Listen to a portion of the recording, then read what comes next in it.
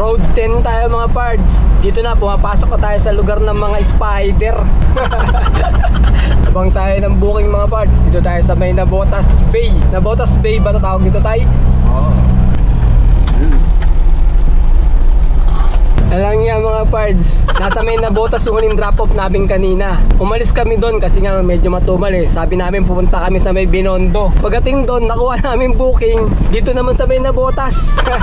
Ginawa namin, babalik na naman kami ng Navotas ngayon.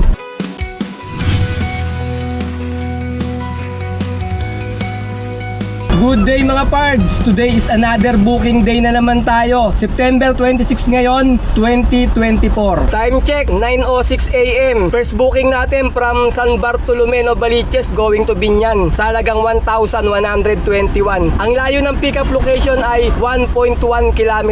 Papunta na kami sa may pickup location. Booking tayo mga pards. Urban Shades. Papuntang Biñan sir ha? Kaya mga pards, pick up natin mga ukay-ukay ng damit. Papuntang Biñan to. Biñan. Yan, pwede ko konti. Ay, sakto yan. O, yung kape mo. Kape mo, may wanan. Pamasama pa sa Biñan yan.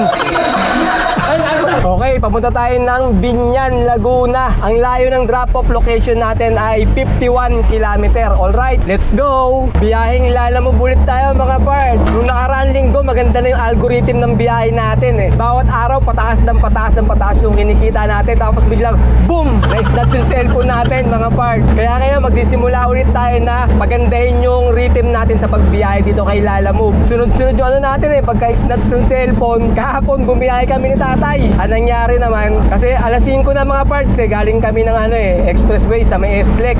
Ngayon, paglabas mo ng tollgate sa SLEX, sa may Nichols, ano na, Magallanes. Tapos, yung flyover ng EDSA. Eh, ang pagdidelivery namin sa may San Andres. Mula sa Magallanes, pag dinire-diretso natin yung Osmeña na yun, malapit na dun yung San Andres eh. Ilang kilometro na lang. Ngayon, bago mag-EDSA flyover na yon, sa ilalim kasi may mga smoke belching eh, alas 5 na. Nagdala-dalawang isip kami ni tatay kung dediretso kami o iikutin namin yung EDSA. Papunta ron sa may San Andres, mapapalayo tayo, tapos tingnan namin sa mapa-traffic. Kaya sabi ni tatay, wala na yung smoke belting dyan. Hapon na eh, alas 5 na eh. Lumakas din yung loob ko na wala na nga. Kaya diniretso namin. Kutya, pagdating sa may ilalim nung ano nga, Magallanes flyover na yun. Yung meron sa ilalim, mga pards. Nahuli kami kahapon ng smoke belting. Ayun nangyari, tinikitan kami. Kinuha yung plaka. Sabi ko sa kanila dati, di ba ano lang, tinitikitan lang. Ba't ngayon kukunin pa yung plaka? Eh ngayon daw, bagong rules daw nila yun eh, kukuhanin yung plaka. Ngayon tinanong natin kung paano ang tubos na meron, kung saan ang tubos. Sabi daw sa Ayala Avenue, sabi daw ng bombero, doon daw yung tubusan. Kailangan lilinisin daw muna natin yung tambucho para makapasa daw doon sa kanila kasi ititest daw nila ulit yan eh. Kailangan makapasa daw doon. Pag bumagsak, uulit ka na naman, hindi mo pa matutubos yung plaka mo, papabalik-balikin ka. Kaya ang kailangan talaga linisin para pag pumunta ka doon, makapasa ka. Tinanong ko doon kung ilang months magagamit yung pagka pumasa tayo doon. Sabi nila 1 month daw natin magagamit yun. Makakakuwari, dumaan tayo dyan sa may Makati, nahuli tayo smoke belching, pwede daw natin pakita yon. 1 month daw natin magagamit yon. Exempted tayo ng 1 month. Ngayon daw, kung gusto mo naman i-renew daw yon, di ba, 1 month, tapos napaso na. I-renew mo daw sa kanila ulit. Tapos daw, pag napasa mo daw yon, magagamit mo daw ulit yung permit na yon sa loob ng 3 months daw. Hindi ka nila uhulihin. Basta papakita mo lang daw sa mga Makati smoke belching yung permit na hawak mo. Pagkatapos, tinanong ko naman kung magkano yung violation natin, yung tubos. Ang sabi nung enforcer daw doon, 1,300 daw ang tubos nung violation natin. I-update ko lang kayo mga pards ha. Nung Tuesday, dumaan kami ng NLEX.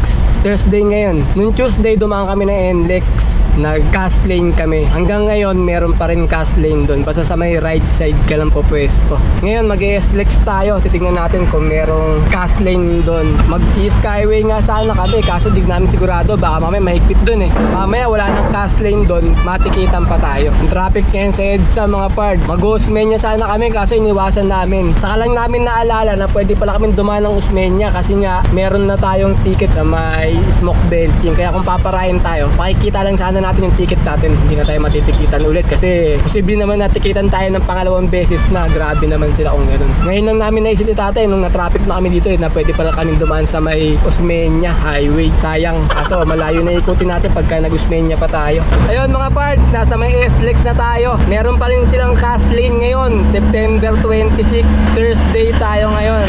Update ko lang. Tanong din tayo kung hanggang kailan yung cast lane. Wala rin daw update. Ibig sabihin, baka tuloy-tuloy pa rin tong cast lane na to. Di ba sabi nila nakaraan hanggang September 30. Baka dire-diretso pa rin, wala daw sa kanilang announce yung pinaka-head down nila eh. Kaya meron pa rin daw cast lane, tuloy-tuloy pa rin mga parts. Pwede pa tayo sa cast lane, yung mga kailangan na resibo. Drop off tayo mga parts. Time check, 12:03. May binyan na tayo, binyan. Babayaran po ba kami? Meron ma'am, sa inyo po daw yung shipping fee, sabi nung doon. Bayad, ang sagod ah. Yung yung mga bata talaga to ah. Talagang saktong-sakto eh. Sagod ah. Magkano pera mo dyan? Anong pera mo dyan? Agad na sisandaan. Para kay tatay. Kuha. Nagpapulong lang ako eh. Ano to sir, mga ano lang? Mga second hand na damit yan o mga brand new? Yan yun sir. Mga brand new yan? Mga Shein, mga bago to. Ah. Halos sa Sisil kasi kami. Doon yung pinaka-warehouse nyo sa may Novaliches, kung kinunan namin. Sino nagkamara ito mga bata? Mga bata eh. Mga bata talaga. Sa akin ah. Hindi wala kasi mga subuhan dito. Saka lang nga sir eh. Kakasa lang ako rin. Taga saan naman sir, Novaliches ka? Doon ka din? Talaga ako. Tapos doon nasa isang balitse sa warehouse. Ah, sa may warehouse dati. Kaya sabi ko, kabisado mo dun, alam mo yung mga tao dun eh. Nag-Novaliches ka rin pala. Nagpalit daw sila ng items mga part. Pinull out yung dating items, tapos pinalitan ng bagong items. 1291 plus 100. Magkano pinakita ko kanina ma'am? 1291. Oh yun. Tapos plus dinagdag 100. Ah, sige. Salamat ma'am. Break time muna mga pard. Sabi ko tatay, yung pintuan niya nakabukas, baka may slots na naman yung cellphone namin. Sabi mo, baka may slots na naman yung cellphone natin, no? naman na mga magnanakaw na yung mga Dito tayo mga pard, standby muna tayo, kakain muna tayo. Malapit to sa may Southwoods Mall, yung pinasukan namin sa subdivision.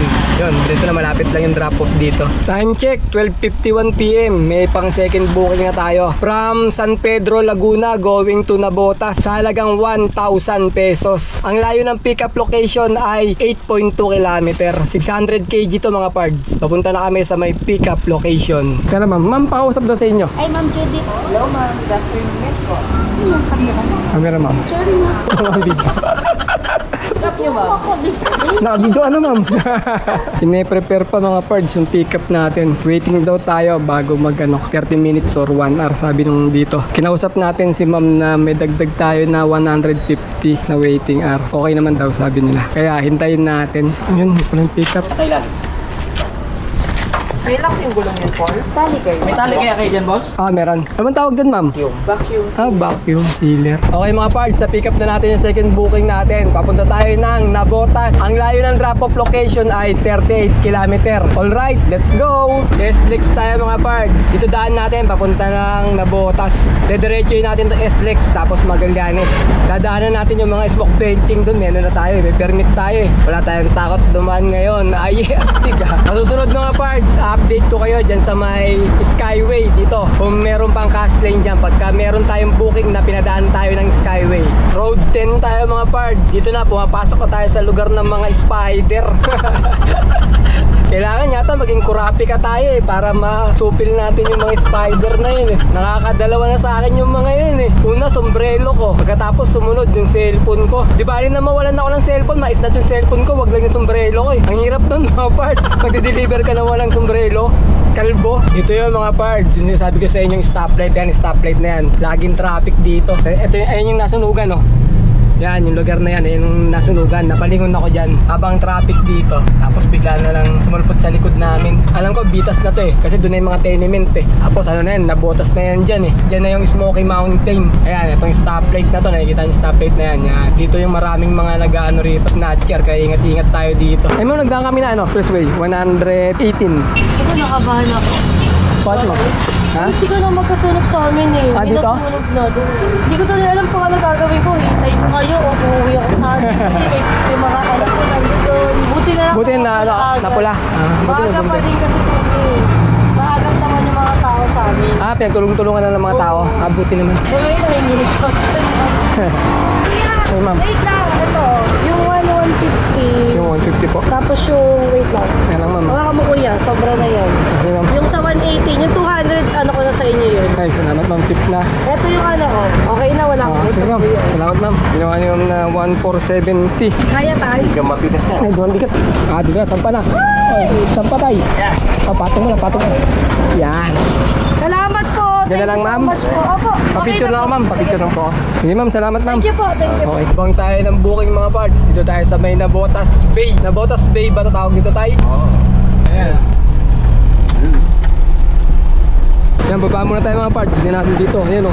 Nakasilaw yung araw. Ayan yung mga ibon o. Nanguhuli ng isda. Hindi ko alam kung mga kingfisher yan eh oh. Time check, 4:59 PM. Pang third booking natin from Navotas going to Santa Monica, Novaliches sa halagang 1,123. Ang layo ng pick-up location ay 4.3 km. Papunta na kami sa may pick-up location. Alam nga mga pards, nasa may Navotas yung huling drop-off namin kanina. Umalis kami doon kasi nga medyo matumal eh. Sabi namin pupunta kami sa may Binondo. Pagdating doon, nakuha namin booking. Dito naman sa may Navotas. Ginawa namin. Babalik na naman kami ng Navotas ngayon. Ano si tatay? Ang laki kasi ng booking mga pards. Ang laki ng high demand eh. Tapos pero may buhat to ha. Pauwi na rin sa amin. Novaliches. Sakto.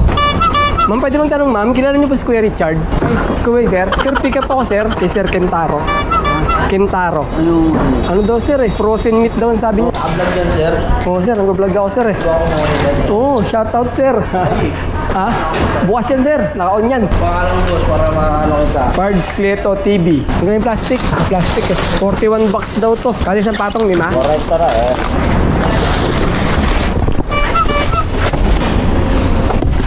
Oh. Okay, na-pick up na natin yung third booking natin. Papunta ng Santa Monica, Novaliches. Ang layo ng drop-off location ay 24 km. Alright, let's go! Yun mga pards, binababa na nila. Umuulan. Hindi tayo makababa. Salin sa may kabilang truck. 41 yan, 41. Ayan mga pards, so kita natin ngayon, naka 2,700 tayo. Tapos plus natin yung tip na 450. Kaya magiging 3,150 yung kinita natin. Tapos nag-diesel kami ng 900 dito ngayon. Ayan, diesel kami ng 900. Bawas natin yun, yung 900 dun sa 3,1. Kaya ang kinita natin ay 2,2. Uwi na kami mga pards. Kita na lang ulit tayo sa mga susunod ko pa mga vlog ha. Pauwi na kami ng bahay. Malapit na sa bahay namin itong huling deliver namin eh. Okay mga pards, salamat!